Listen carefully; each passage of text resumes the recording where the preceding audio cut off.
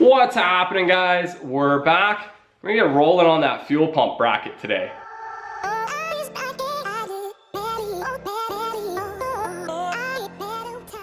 All right, so I'm feeling a little under the weather today. The wife had a bit of a head cold last week, and I think she gave it to me, unfortunately. So this might be a bit of a short episode, depending on how I feel.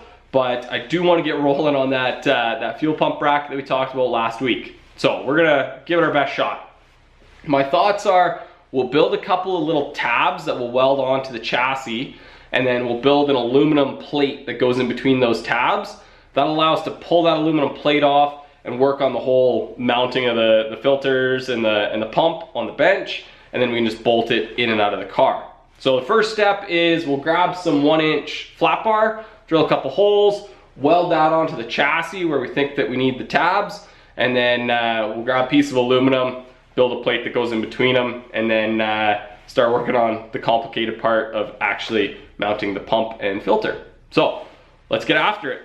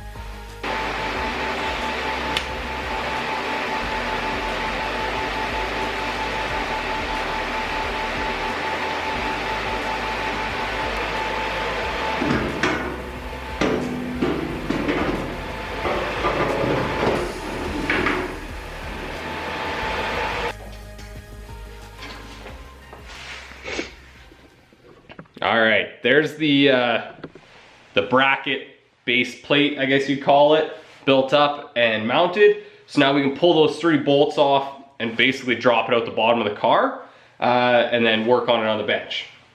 Now, the next step is going to be actually mounting our our fuel pump and filter. While I was drawing them out on that little paper template that you guys saw, I ran into a bit of a snag because I put the fittings on, and my initial concept was 2 of these 90-degree push lock fittings with a small section of hose between them. It's going to be low pressure suction line right now anyhow. Unfortunately, when you do that, they're way too far apart. There's like, they don't even fit in the space in there. These things need to be mounted basically like that close.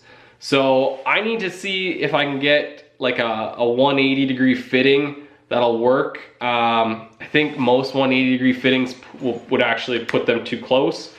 But I need to do a little bit of research, so I'm gonna call it quits tonight. We'll come out tomorrow and do some more work.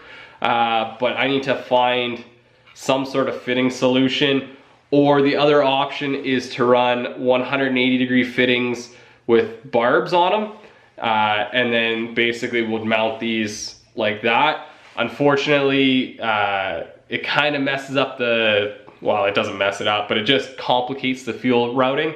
Initially, it was gonna come out of the tank, down through one filter, up through a pump, down through the second filter, and then out to the motor. If we do it with 180-degree barb fittings, it's gonna come out of the tank, through a filter, up a section of hose, through the pump, up a section of hose, through the third filter, and then out. So it'll be kind of this loop-de-doo system, but we'll figure it out. So I'm gonna go in for the night and try to find some better fitting solutions, and then we'll come out tomorrow, and if nothing else, we'll mount one of them. So we'll see you guys tomorrow. And we're back. We got some good news, some bad news, and then some more good news. So good news, I found the parts that we need. They're from Earl's Performance. They're called a 180 female to female swivel union or something. They're basically just a piece of pipe with 2 AN fittings on them. Pretty basic, but bad news, they're like 30 bucks each. So we're gonna be 60 bucks in the hole for 2 fittings. That whole box of Dash 8 stuff only costs like 60 bucks off Amazon, but you know, it might have something to do with the quality of the fittings. They probably won't be here until after Christmas if I order them right now, just with kind of the state of the world and Christmas time coming up, time of the year. Shipping times are gonna be horrendous. So we won't be able to put those on the car until probably in the new year. The other good news though is Earl's Performance is really good about listing some dimensions of their connections. So that 180-degree bend, it's listed as a 1.5 inch centerline radius bend, which means that the center point of those 2 connections will be a diameter across, which will be 3 inches. So we can build all of our bracketry assuming that connection is going to be a 3-inch separation, and then once the fittings come, we'll build enough wiggle room in so that if it's like, you know, 3.01 or whatever, it'll still fit. But once those connections come, we can just make them up and we'll be good to go. So I pulled the bracket off the car. It's sitting over on the bench there, through the fuel pump and the filter on that. We'll get those kind of arranged where we want them, build some standoffs, and then kind of work out a mounting system for those 2 components. So let's get after it.